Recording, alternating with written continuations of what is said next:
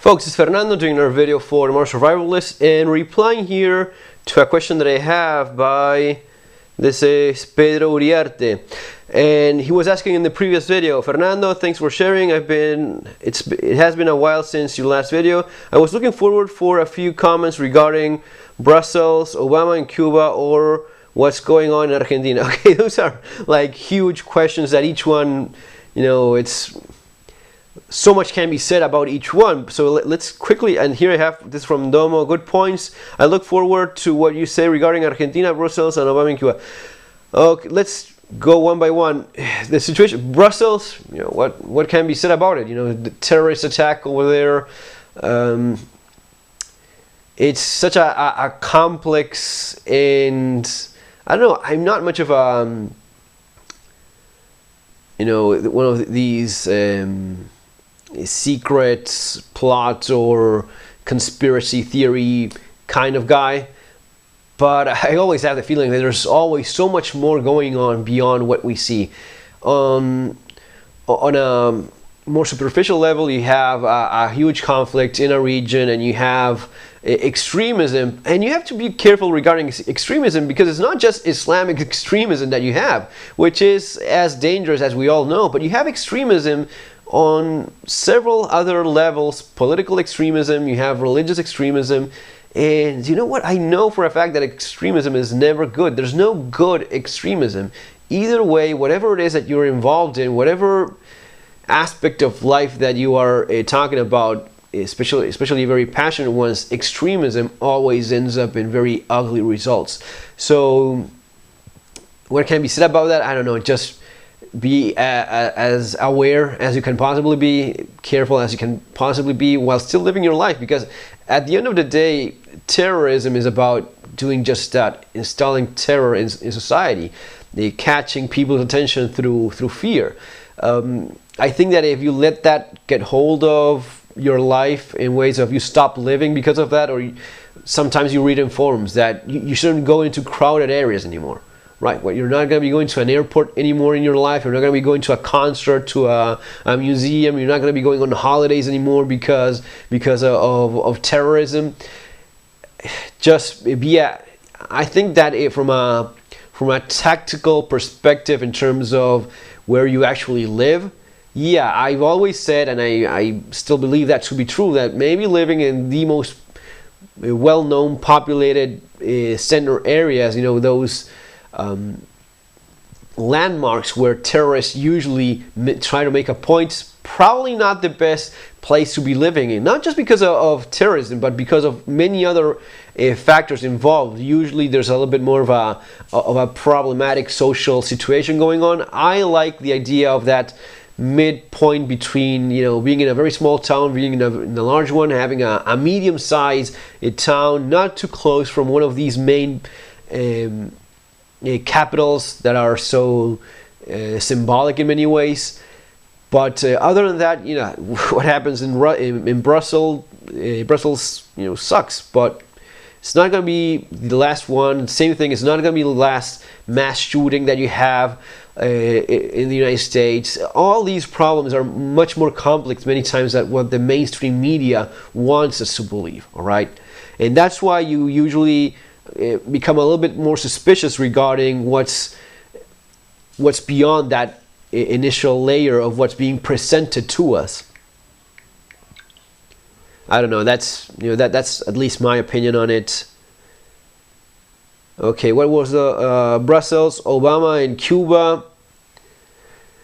Yeah, well, I think that at the end of the day, it's a good thing that the United States has a good relationship with a country that had an awful one for such a long period of time. Is Cuba an ideal place to be in or anything like that? Of course not. Who's going to be going to a communist dictatorship to live in? Or what can be said? Is there negative aspects to an awful place like that? I mean, who wants to live in Cuba? No one wants. Who wants Cuban type of living conditions, political ones, freedom ones, spreading all over the world? Of course not. I think that at the end of the day, what happened in Cuba is that the current leader over there, Raúl Castro, realized that they had no other option. I mean, it was a complete failure. The communist experiment was a complete, absolute failure. And that's as clear as it could possibly get. Basically, this is Cuba saying, okay, we give up. Our stupid idea never worked in the first place, and we're basically getting by. Cubans are surviving to a level that most of us, we simply do not get. And I'm talking about this from a perspective of someone that spent most of his life in a third world country. Beyond that, someone that has lived through an economic collapse like the one that we had in Argentina, yet none of that even reassembles the kind of life people have in Cuba. Those guys live in a different level. I mean, they may be very happy people because, you know, that's the mentality that they have, and that's closely linked to the survival aspect of it. If you're not positive, I mean, that's the gene pool cleaning itself. If you didn't stay positive in Cuba, I mean, there's so little to be positive about in Cuba that, you know, it takes a very special kind of person to make it over there. So, as awful as Cuba was and still is, I think it's a good thing that they're integrating themselves into the world. Why was Obama visiting? Well, clearly it was a landmark for him. Now that he's about to leave the presidency, he's going to be leaving. You know, that's kind of like the big door, like we fixed the Cuba problem.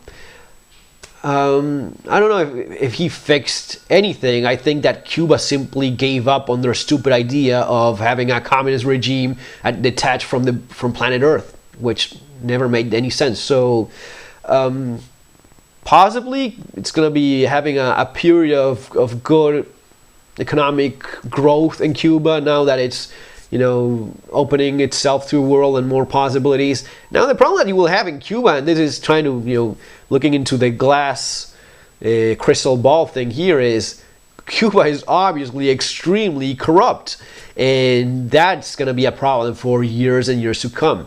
And, you know, it's not going to be getting fixed all of a sudden because of an Obama visit. All right, it's awfully corrupt place where, you know, human rights are basically non-existent, and, you know, it has a lot to evolve from. It's pretty much on its pre-democracy situation. It's going to be taking years until it evolves into something that resembles normal living conditions. And linking that to the visit of Obama as well to Argentina, because he went from Cuba to Argentina, and in many ways Argentina is a few steps ahead of that. We never had that communist regime, but we did have, you know, people say Cristina Kirchner was a socialist. There was nothing social about her. She was obviously about, you know, the thing that characterized her government the most, and everyone agrees with this, it's corruption. It was an extremely corrupt government. That was the thing. Because when people say that was socialism, you know, it really depends on what you think about in terms of socialism. Because if you say socialism like what? Like Norway? That wasn't socialism. Is socialism the communism that you have in Cuba? Or is socialism what you have in Venezuela? Or is socialism what you have in Norway, Denmark, or these other so-called self-claimed socialist countries? At the end of the day, is what you have in terms of, at least the way I see it, what makes the most difference is corruption. If you have leaders that, whatever it is that their ideology, more to the right, more to the left, more to the center, whatever it is that their ideology is, if they are not corrupt, if they honestly want what's good for the people that they're actually representing, then you have something good going on. If you have what we had in Argentina, which was an extremely corrupt government, when people say that Cristina Kirchner was a socialist, they completely forget that she started in Santa Cruz basically foreclosing people's homes. They had this structure. I'm trying to explain things for folks to understand. You cannot always do like simple one-line answers. You have to explain things a little bit better. What Cristina Kirchner and her husband did in Santa Cruz, they were basically ravaging a corrupt capitalist in the sense that they started amassing their fortune with contacts that they had through banks and foreclosing people's homes. They specifically targeted people in very weak economic conditions, taking away their homes. And they worked upon that strategy later on with very corrupt ways of doing business, and basically through the government they gave subsidiaries to different friends that they themselves started construction companies. And you're thinking, okay, companies are good, that's capitalism, right? That's what always capitalism is great as long as it's not corrupt. What happens with people like Kirchner is that they're capitalists in the way of amassing money, right? But they don't do it in an honest, law-abiding way. And even you have to be careful with the words law-abiding, because the law is written by people as well. It's often rewritten as it suits some folks as well. So what they did is, again, corruption is the key word. They had these shell corporations that made sure they bankrupt other construction companies, right? Those were honest, hardworking capitalists. The companies that they bankrupt with their corrupt systems, those guys were true, hardworking capitalists, that they were getting money, making stuff, but they got bankrupt by these people in the government that once they bankrupted the company, they bought the company and made their own construction company grow even more and more. At the end of the day, basically, Cristina Kirchner was getting like half of the contracts for roads, for any buildings, government institutions, all those construction contracts that were given from herself, through her own companies, with her own shell corporations and such. Basically a huge corrupt machinery going on that ravaged the country, just stole billions of dollars out of the country. And she had all these corporations outside the country sending it to Seychelles Islands and Panama, and Swiss bank accounts and accounts in the US and accounts everywhere. I mean, billions and billions of dollars, and living like the most wealthy people on the planet, the lifestyle that you would identify with rich and famous. So when people say that's socialism, I don't know. That's not socialism. That's definitely clearly is corruption. That's what I see in that kind of government. I don't know. It's you cannot expect people to know everything, but even in economic websites or papers and news, in economic news outlets, in respectable ones, I've seen many times about the Perón government, about Juan Manuel Perón being a socialist.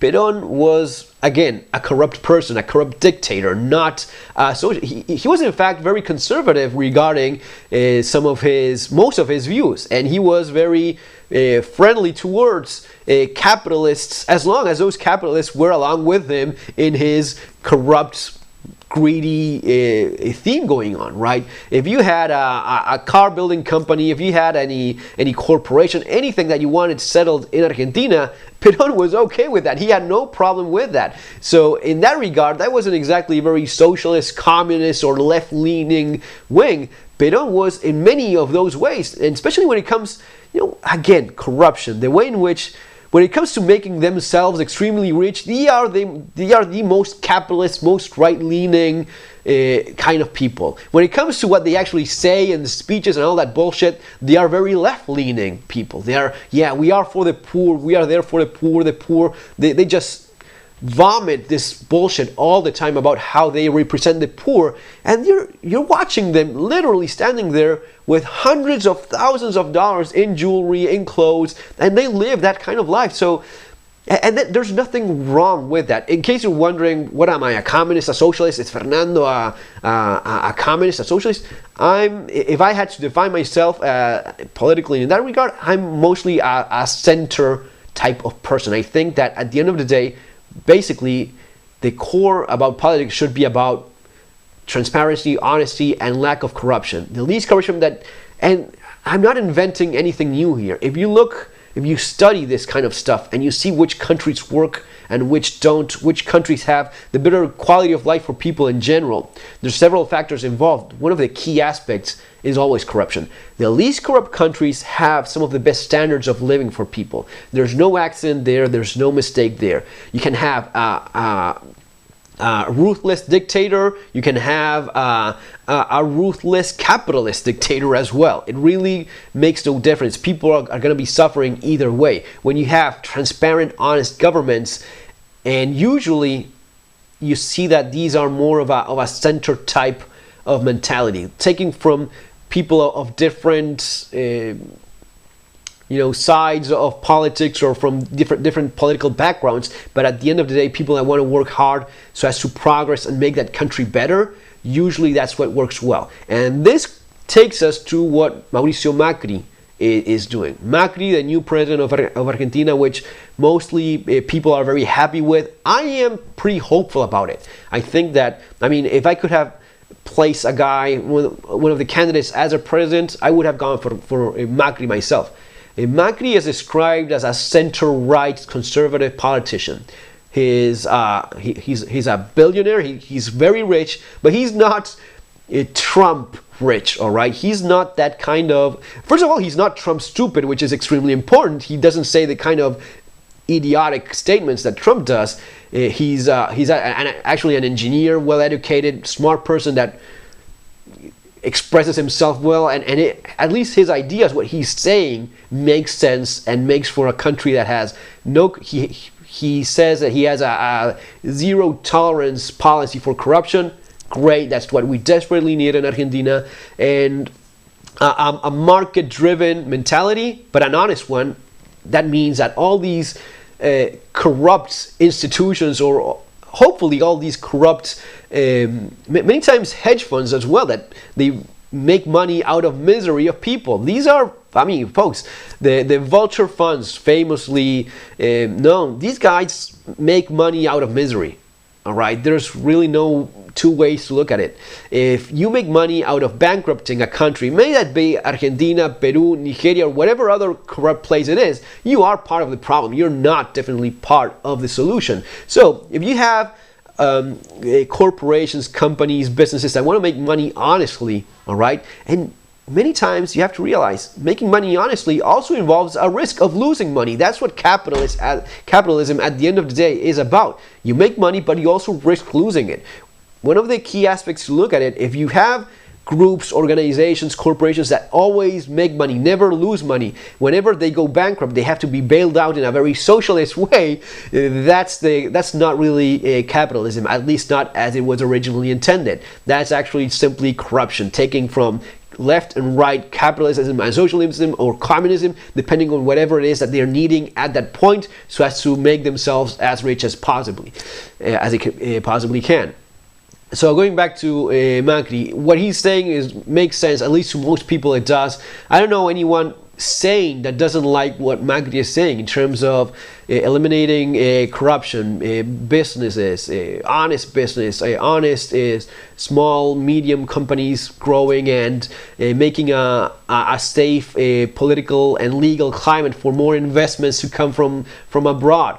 All those things, eliminating many of the subsidies that companies had unnecessarily. So sometimes these policies are not very popular. For example, people in Argentina basically did not pay for power. They had like a $5 or $10 electricity bill. Not realistic. You cannot have a $10 electricity bill. That means that's being paid or subsidized some other way. So all those things about making more realistic economies that actually work may not be as popular in the beginning, but eventually, if things are done right, as Macri apparently says he's going to be doing things, Argentina has a lot of potential. It's a huge country, huge natural resources, huge human resources as well. People in Argentina are they're some of the most creative and solution-finding kind of people that you can have. So there are lots of good things going for it. The problem has always been corruption. If you manage to get rid of that, the country is going to be doing well. It's not going to be doing well from one year to the other. It's going to be taking 10, 12 years, 15 years, 20 years. ballpark number 10, 20 years at least, so as to see a country that is honestly doing better. Argentina has cycles, and many countries that are not really stable have these cycles of 10 good years, 10 bad years. Something like that seems to be the thing in Argentina. Still too early. And there's always a possibility that Macri may be just as corrupt as everyone else, and he's just very smart and very cunning about it. And he has this hidden agenda where he's basically looking to destroy the country or help his buddies. Again, Macri is a rich guy. He comes from a very rich family that was involved in construction in the country. I know for a fact that Macri could not operate in Argentina without bribes. In Argentina, you had 5% for any contract that you got from the government. 5% had to go to bribes, because if not, you did not get a single government contract. So that I know Macri at least was involved in. Is this a guy that honestly, in spite of that, wants to do things better? I hope so. That's the only thing I can have, I can go for. That's the only hope that I have, is that he honestly wants to change that so that the country truly reaches its potential and people finally get a break out of those regimes that it's always been involved in. Folks, for you guys in the United States that are looking at politics right now, I don't know, you really do not have a solid candidate. None of the candidates that you have will honestly do a good job, because they're all obviously corrupt, and maybe it's something for another video, but it's a pretty bad situation that the United States is looking at in terms of politics. Your next president, no matter who that is, will not I don't see anyone of the guys that you have going on there doing a good job. You had a chance with Ron Paul, which would have been my candidate. That would have been the guy. If I could have placed one guy as the president of the United States, I would still put Ron Paul there. I think it's an honest guy that has an appreciation for personal freedom, liberty, and he honestly tries to do things right. Okay, Ron Paul would have been my guy. That's water under the bridge, as they say. So maybe you need 5-10 more years of this kind of thing until you actually a true honest politician rises from all that mess. I don't know, stuff for another video. Guys, I hope I answered your questions there, Pedro. Take care, guys. Have a great day. See you on our next video.